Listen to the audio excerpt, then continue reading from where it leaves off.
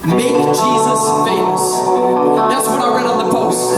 My mission is to make Jesus famous. Grab your glass, let's have a toast. Like in John 2, when Mary tried to push Jesus into the spotlight, and he said, "Woman, what are you doing? This isn't even my timeline." Or how about John 6, when the crowd started massing? Long live the Messiah to save us from Roman rule. Make it happen. And Jesus is teaching and preaching to those same crowds. They're hanging on his every word. Hear what he says now. If you don't eat my flesh and drink my blood, you can have no part in me. Wait, what did he just say? This is some real hard teaching, like Jesus, you're cool and all, and we're behind you most of the way, but you gotta dumb it down a little bit so the crowds know. I'm the true bread of life, so you must eat of me. And one by one they walked away. The crowds vanished almost instantly.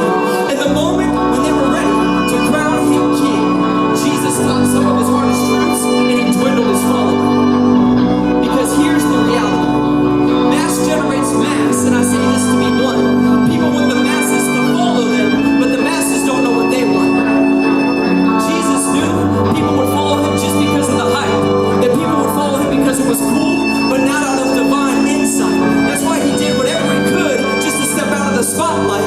This is all throughout the New Testament. Every gospel author writes. Nowadays, in church culture, we say things like, make Jesus famous. But you might not find them at your conference. He may just show up among the nameless. You won't find them in the hype. You gotta look further into the heart. Heck, he might not show up in the light show.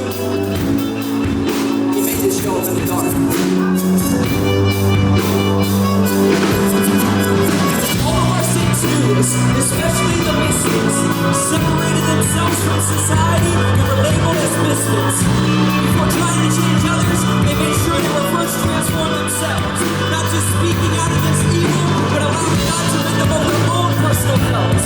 So the next time somebody says, make Jesus famous, I suggest you reconsider. Maybe he doesn't want fame like TikTok or Twitter. Maybe he knows the true following happens when the crowds disperse. Maybe we need to see a new one, let him spit into the dirt and rub it on our eyes again. The church has gone blind again, but man, I want to catch this wave and make sure that I ride again. I know we're come to die again, today and every day.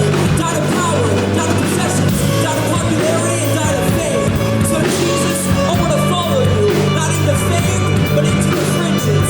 I know the cross is the door that swings new life open on its hinges. I want to touch feet to your name as it comes from my own motives. And I won't seek fame either. I'll follow you into the margins, because that's where you take the true believers.